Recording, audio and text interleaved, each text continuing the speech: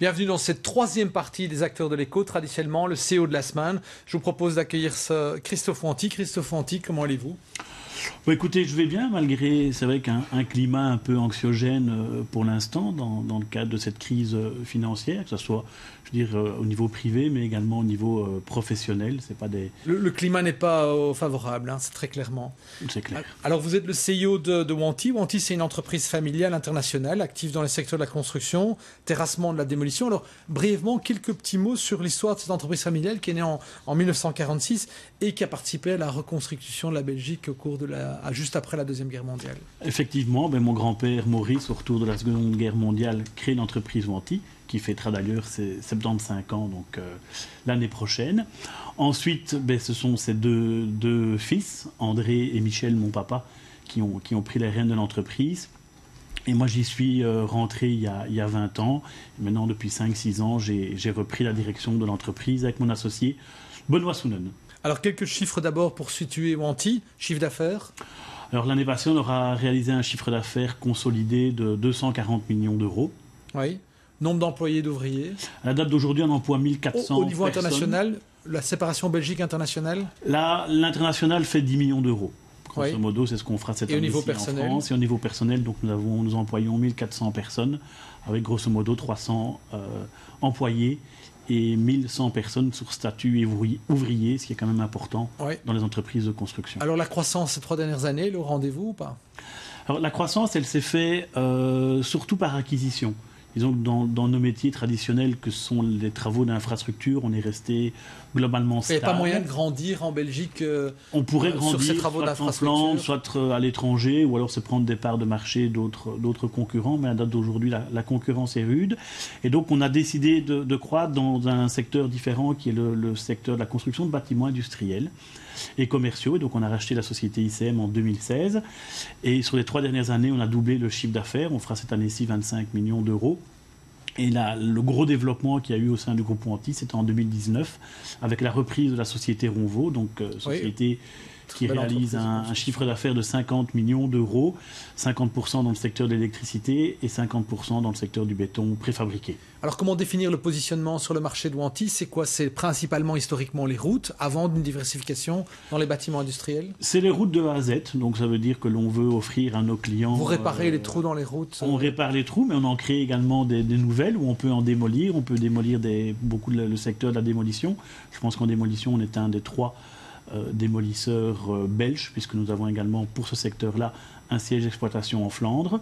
Donc c'est rare que des Wallons aillent en Flandre, mais ça existe, c'est bien souvent l'inverse, mais dans ce sens-là, ça existe également. Je vous ai entendu parler des sous-couches dans les routes en disant qu'on répare les routes, mais que les sous-couches sont très vieilles en Belgique.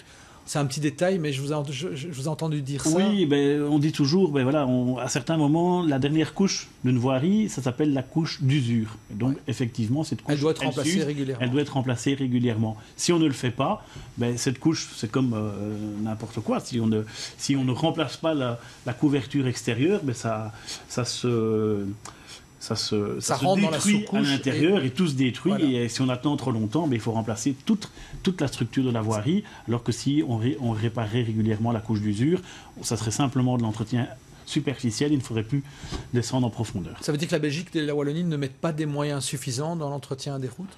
Non, on dit depuis de nombreuses années, effectivement, on est un des pays d'Europe qui investit le moins dans ces infrastructures, alors que je pense qu'un des atouts à la date d'aujourd'hui de la Wallonie, c'est de devenir une plateforme logistique pour l'Europe. Et donc, l'impératif de mobilité. Il faudrait que l'on investisse plus dans nos infrastructures en Wallonie. Donc, une gestion en meilleur père de famille qui prévoit, qui fait de la maintenance pour ne pas devoir avoir des grosses dépenses. C'est ça ? On est bien d'accord.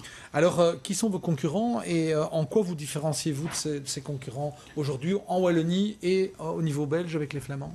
Disons que la concurrence, c'est soit des grosses entreprises qui appartiennent à des groupes internationaux, des groupes comme BAM, comme Eiffage, comme Bouygues, comme Vinci. Qui sont fort présents en Belgique ? Qui sont fort présents en Belgique parce qu'ils ont racheté pas mal de sociétés. Et sur les routes également ? Belgique, dans tous les secteurs. Ouais. Ils sont présents dans tous les secteurs. Après, nous pouvons avoir des plus petits entrepreneurs sur des marchés plus locaux.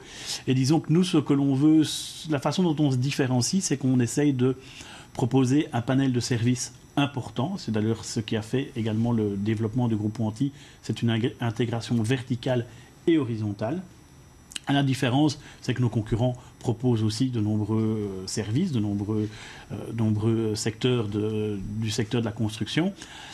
La différence, c'est que, contrairement à ce qu'on connaît généralement, qui sont des entrepreneurs généraux, ce sont plus des coordinateurs de sous-traitants pour proposer l'ensemble des services à leurs clients. La différence du groupe Wanty, c'est que nous faisons tout en interne. On veut sous-traiter le moins de choses possible. Et nous avons comme ça une maîtrise parfaite sur les différents métiers. Au risque d'être plus cher ? Non, parce qu'à certains moments, cette intégration verticale nous permet de maîtriser l'ensemble des coûts de la chaîne. Et donc, ça nous permet, je pense, à certains moments, même d'être plus compétitifs. Mais au moins, on a la maîtrise et on fait surtout travailler 1400 personnes, majoritairement, à proximité directe des sièges d'exploitation des différentes sociétés qui composent le groupe Wanty. Est-ce que les pouvoirs publics devraient être plus créatifs dans les marchés publics pour pouvoir favoriser, mais toujours en respectant les législations en vigueur, mais pour favoriser les producteurs locaux et donc également les prestataires locaux comme vous ? Ça se fait malheureusement pas assez. Donc c'est techniquement possible ? C'est techniquement possible. Certaines intercommunales, certains maîtres d'ouvrage publics ont recours à des appels d'offres où forcément le critère prix reste toujours un des critères les plus déterminants.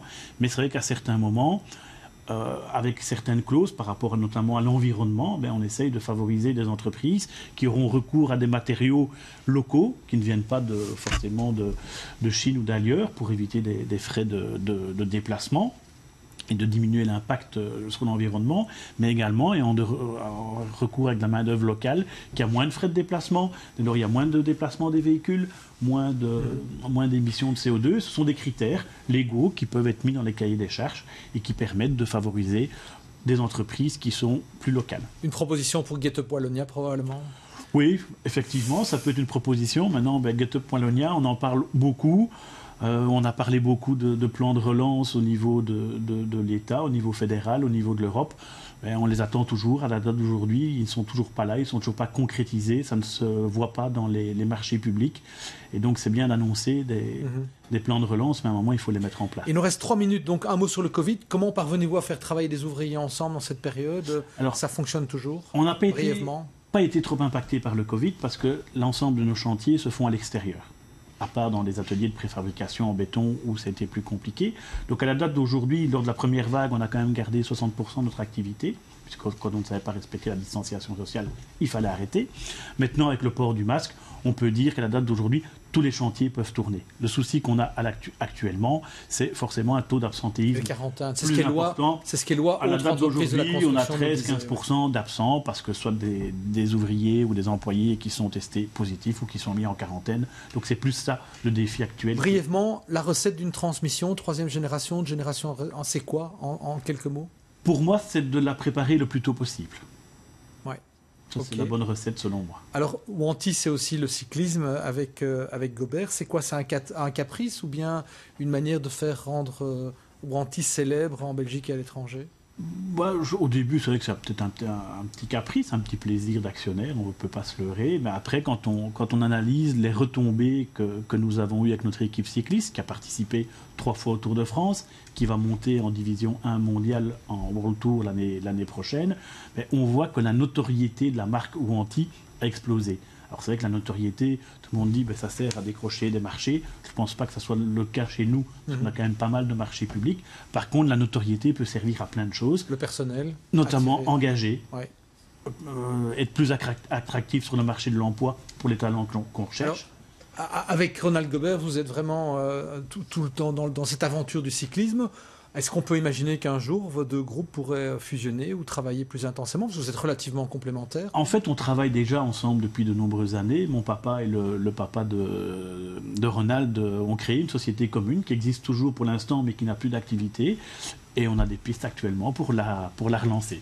Justement, comment va s'écrire le futur de Wanty ? Encore une croissance organique, une croissance par acquisition, la vente un jour à un grand groupe de travaux publics ? Pour l'instant, on va digérer la grosse acquisition qu'on a fait en 2019. Maintenant, il faut anticiper l'avenir avec la taille du groupe. Et c'est clair qu'une société familiale, c'est toujours des sociétés où tout le pouvoir et toute la décision appartient aux actionnaires, patrons familiaux. Et on estime que c'est dangereux avec mon associé. Et donc, depuis quelques années, on travaille, mais on va continuer à travailler dans ce sens-là, à splitter, entre guillemets, les organes de décision au sein du groupe Wanty. C'est pour ça qu'il y a quelques années, on a créé un comité de direction.